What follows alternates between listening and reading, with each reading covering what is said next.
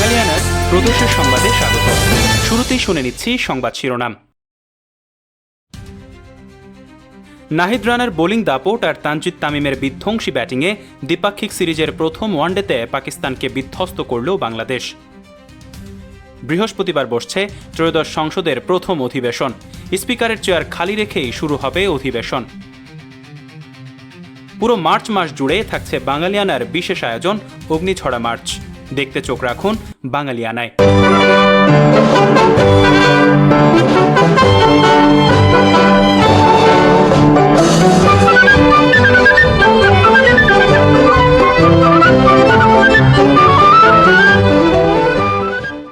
বাংলার ইতিহাসের সবচেয়ে রক্তাপ্লুত সময় মার্চ 1971।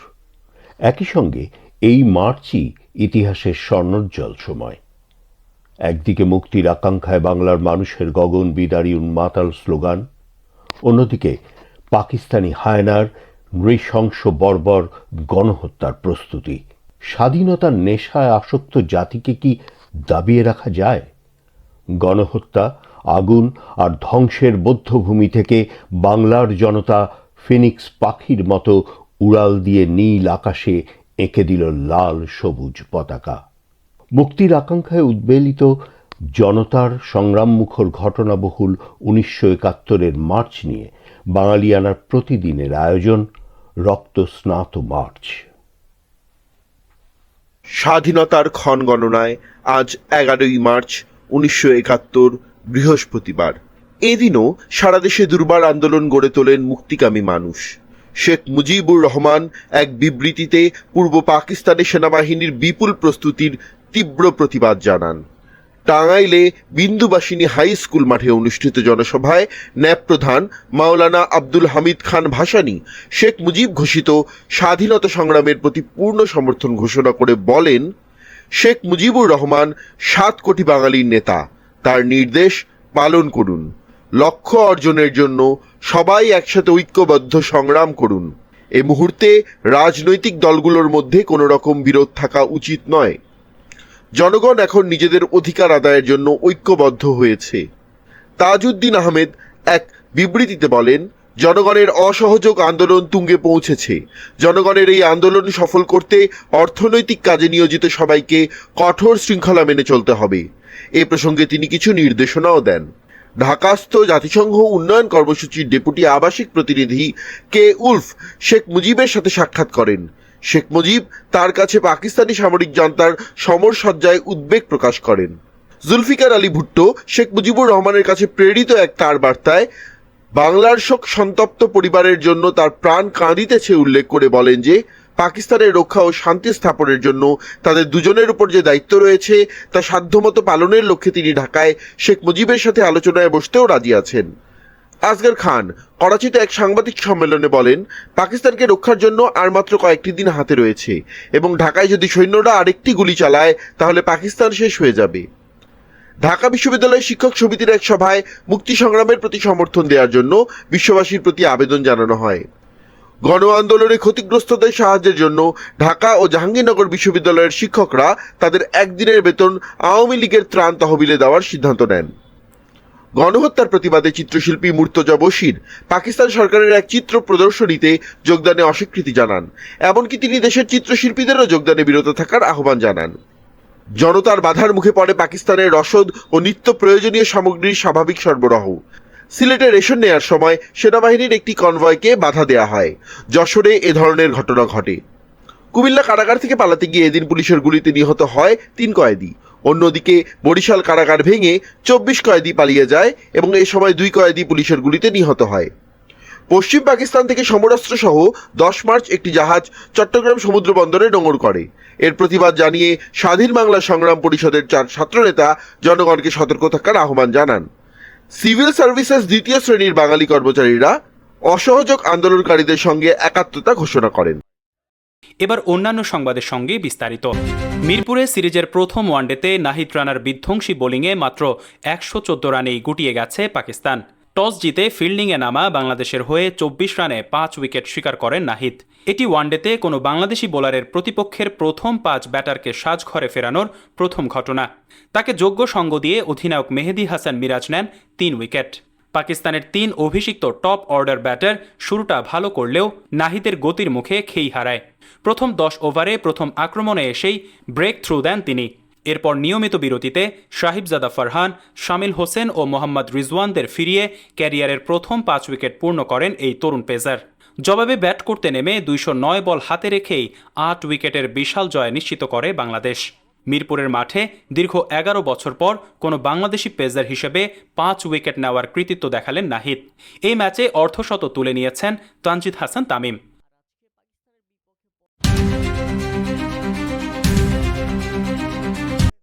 বাংলাদেশের ত্রয়োদশ জাতীয় সংসদ নির্বাচনের মাধ্যমে সরকার গঠন করেছে বিএনপি। সরকার গঠনের পর এখন বসবে ত্রয়োদশ জাতীয় সংসদ। ১২ই মার্চ এই নতুন সংসদের প্রথম অধিবেশন আহ্বান করেছেন রাষ্ট্রপতি মোহাম্মদ শাহাবুদ্দিন। গত ১৭ই ফেব্রুয়ারি সংসদ সদস্য হিসেবে শপথ নেওয়ার পর সরকার গঠন করেছে বিএনপি। সরকারি দলীয় নেতা ও প্রধানমন্ত্রী নির্বাচিত হয়েছেন বিএনপি চেয়ারম্যান তারেক রহমান, আর বিরোধী দলীয় নেতা নির্বাচিত হয়েছে জামায়াত ইসলামীর আমির ডাক্তার শফিকুর রহমান। জাতীয় সংসদের প্রথম অধিবেশনে রীতি অনুযায়ী ভাষণ দেন রাষ্ট্রপতি। ওই অধিবেশনেই আনুষ্ঠানিকভাবে সংসদের স্পিকারও নির্বাচিত হবে। একই দিন ডেপুটি স্পিকারও নির্বাচিত হওয়ার কথা রয়েছে। বাংলাদেশের বিদ্যমান সংবিধান অনুযায়ী এক সংসদের পর পরবর্তী সংসদ শুরু হওয়া না পর্যন্ত স্পিকারের মেয়াদ থাকে। বিদায়ী সংসদের স্পিকারই নতুন সংসদের অধিবেশন আহ্বান করেন। নতুন সংসদে স্পিকার, ডেপুটি স্পিকার নির্বাচিত করার পরই তার দায়িত্ব শেষ হবে। ২০২৪ সালের আগস্টে ছাত্র জনতার অভ্যুত্থানে শেখ হাসিনা সরকারের পতন হলে দ্বাদশ সংসদ ভেঙে দেন রাষ্ট্রপতি। সংসদের স্পিকার পদত্যাগ করেছেন অভ্যুত্থানের পরপরই, আর ডেপুটি স্পিকার আছেন কারাগারে। বাংলাদেশের বিদ্যমান সংবিধান ও জাতীয় সংসদের কার্যপ্রণালী বিধি অনুযায়ী পূর্ববর্তী সংসদের স্পিকার কিংবা ডেপুটি স্পিকারের উদ্বোধনী অধিবেশনে সভাপতিত্ব করার কথা, কিন্তু তারা না থাকলে রাষ্ট্রপতি মনোনীত ব্যক্তি ত্রয়োদশ জাতীয় সংসদের প্রথম অধিবেশনে সভাপতিত্ব করতে পারেন অথবা সংসদ সদস্যদের মধ্য থেকে একজনকে নির্বাচিত করে সাময়িকভাবে সভাপতির দায়িত্ব দেয়া হতে পারে, যেটিকে একটি ব্যতিক্রমী ঘটনা বলছেন বিশ্লেষকরা। অন্যদিকে সংসদ নেতা ও বিরোধী দলীয় নেতা সহ এবারে যারা সংসদ সদস্য হিসেবে নির্বাচিত হয়েছেন তাদের ৭৬%ই নতুন, যে কারণে এই সংসদকে একটি ব্যতিক্রম সংসদ বলেও মনে করছেন সংসদ গবেষকরা।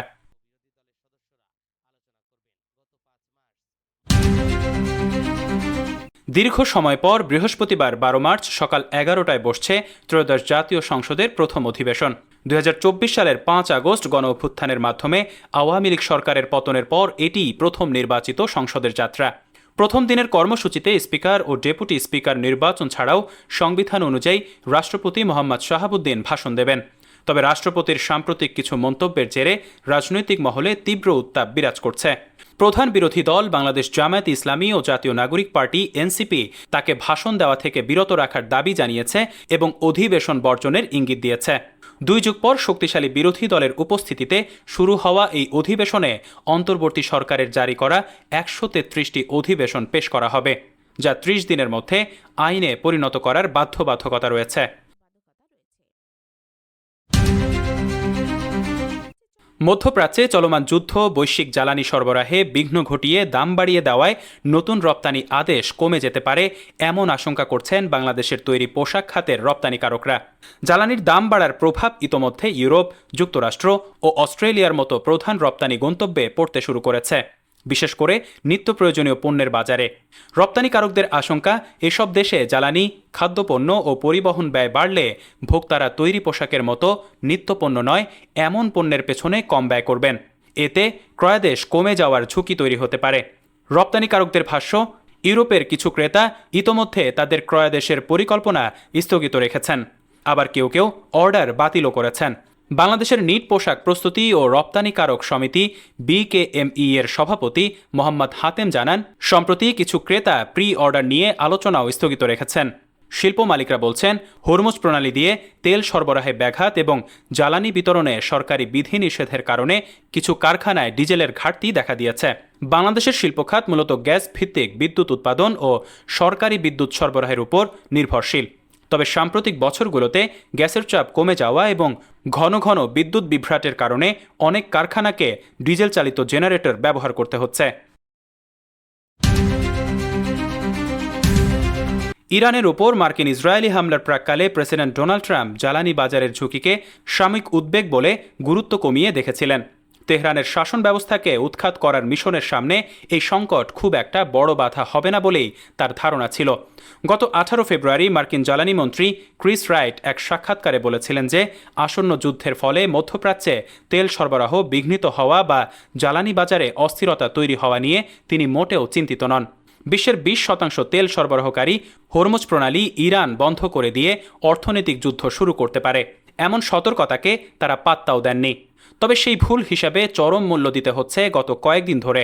ইরান এখন হরমুজ প্রণালী দিয়ে চলাচলকারী বাণিজ্যিক তেলবাহী জাহাজে হামলার হুমকি দিচ্ছে। তেহরানের এই হুমকির মুখে পারস্য উপসাগরে বাণিজ্যিক জাহাজ চলাচল কার্যত স্থবির হয়ে পড়েছে। তেলের দাম আকাশচুম্বী হয়েছে এবং ট্রাম্প প্রশাসন এখন আমেরিকানদের জন্য জ্বালানি তেলের ক্রমবর্ধমান দাম নিয়ন্ত্রণের উপায় খুঁজতে মরিয়া হয়ে উঠেছে। তেহরান সরকার এই যুদ্ধকে তাদের অস্তিত্বের লড়াই হিসেবে দেখছে এবং তারা কতটা আক্রমণাত্মক হতে পারে তা বুঝতে চরম ভুল করেছেন ট্রাম্প ও তার উপদেষ্টারা। গত জুনের 12 দিনের যুদ্ধের তুলনায় এবার ইরান অনেক বেশি আগ্রাসী। তারা মার্কিন সামরিক ঘাঁটি, মধ্যপ্রাচ্যের বিভিন্ন আরব শহর এবং ইসরায়েলের জনবহুল এলাকা লক্ষ্য করে একের পর এক ক্ষেপণাস্ত্র ও ড্রোন হামলা চালাচ্ছে। পরিস্থিতি সামাল দিতে মার্কিন কর্মকর্তাদের প্রতিনিয়ত পরিকল্পনা পরিবর্তন করতে হচ্ছে। তড়িঘড়ি করে দূতাবাস খালি করা থেকে শুরু করে তেলের দাম কমানোর জন্য নতুন নীতিমালা তৈরি সবই চলছে হুটহাট সিদ্ধান্তে।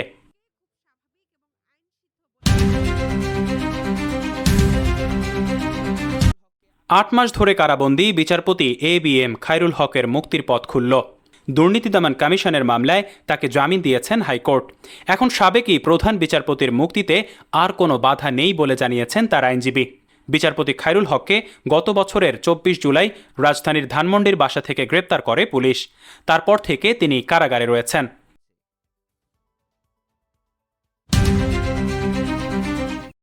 ইরানের সঙ্গে চলমান যুদ্ধ খুব শীঘ্রই শেষ হতে পারে বলে মার্কিন প্রেসিডেন্ট ডোনাল্ড ট্রাম্পের দেওয়া ইঙ্গিতে বিশ্ববাজারে স্বস্তি ফিরলেও গভীর উদ্বেগে পড়েছে ইসরায়েল। সোমবার এক সাক্ষাৎকারে ট্রাম্পের এই আশাবাদের পর তেলের দাম ব্যারেল প্রতি $100 নিচে নেমে এসেছে এবং বিশ্ব শেয়ার বাজার ঘুরে দাঁড়িয়েছে।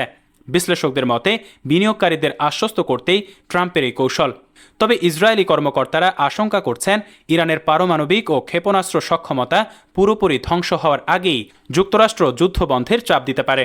অতীতের অভিজ্ঞতার কথা স্মরণ করে জেরুজালেম মনে করছে হিজবুল্লাহ ও ইরানের সামরিক শক্তি নির্মূল না হওয়া পর্যন্ত অভিযান চালানো উচিত। যুক্তরাষ্ট্রের এই দ্রুত যুদ্ধ গুটিয়ে নেওয়ার পরিকল্পনা ইসরায়েলের কৌশলগত লক্ষ্য পূরণকে বাধাগ্রস্ত করতে পারে বলে ধারণা করা হচ্ছে।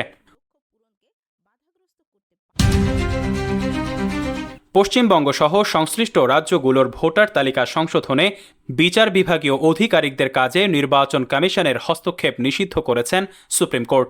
মঙ্গলবার 12 মার্চ শীর্ষ আদালত স্পষ্ট জানিয়েছে, ভোটার তালিকা সংক্রান্ত যাবতীয় সিদ্ধান্ত নেবেন কলকাতা হাইকোর্টের প্রধান বিচারপতি সুজয় পাল। বিচারকদের কাজে ব্যাঘাত ঘটে এমন কোনো পদক্ষেপ কমিশন নিতে পারবে না। শুনানিতে আদালত একটি বিশেষ ট্রাইব্যুনাল গঠনের নির্দেশ দিয়েছেন, যেখানে হাইকোর্টের প্রাক্তন ও বর্তমান বিচারপতিরা থাকবেন। তালিকায় নাম তোলা বা বাদ পড়া সংক্রান্ত আবেদন এই ট্রাইব্যুনালেই করতে হবে।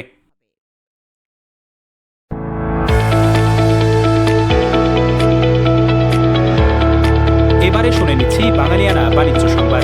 ইরান যুদ্ধজনিত সরবরাহের সংকট মোকাবেলায় আন্তর্জাতিক জ্বালানি সংস্থা IEA ইতিহাসের বৃহত্তম তেল মজুদ বাজারে ছাড়ার প্রস্তাব দিয়েছে।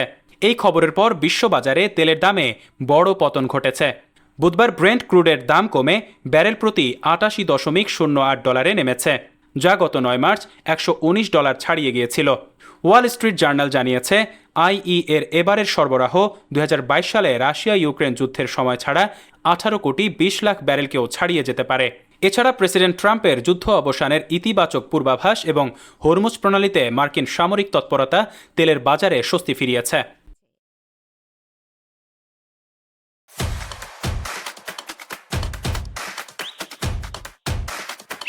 এবারে শুনে নিচ্ছি বাঙালিয়ানা ক্রীড়া সংবাদ। সভাপতি নির্বাচনের আগে সময় খুব বেশি নেই আর। এর মধ্যেই লিওনেল মেসিকে সব খোলাসা করতে বললেন বার্সেলোনার সভাপতি পদপ্রার্থী ভিক্তর ফোন। তার আশা বার্সেলোনার সর্বকালের সেরা তারকা যেন গোটা দুনিয়াকে জানিয়ে দেন কেন তিনি ফিরতে পারেননি প্রিয় আঙিনায়। বার্সেলোনার সভাপতি হওয়ার লড়াইয়ে এবার লাপোর্তার দুই প্রতিদ্বন্দ্বীর একজন এই ফোন। নির্বাচনের আগে লাপোর্তাকে কাবু করার বড় এক হাতিয়ার তার প্রতিদ্বন্দ্বীরা পেয়ে গেছে জাভি হার্নান্দেজের একটি মন্তব্য থেকে। বার্সেলোনার কিংবদন্তি এই ফুটবলার ও সাবেক কোচ সম্প্রতি মন্তব্য করেছেন লাপোর্তার কারণেই বার্সেলোনায় ফিরতে পারেননি মেসি। 2023 সালে পিএসজি অধ্যায় শেষে মেসির বার্সেলোনায় ফেরার দারুণ এক সম্ভাবনা জেগে উঠেছিল। প্রিয় ক্লাবে রূপকথার সমাপ্তি হবে আর্জেন্টাইন জাদুকরের, সেই রোমাঞ্চ ছড়িয়ে পড়েছিল ফুটবল দুনিয়ায়, কিন্তু শেষ পর্যন্ত তা হয়নি। বার্সেলোনার প্রতীক হয়ে ওঠা ফুটবলার পাড়ি জমান মেজর লিগ সকারের দল ইন্টার মায়ামিতে। বাঙালিয়ানা প্রদোষের সংবাদ শেষ হলো। ধন্যবাদ।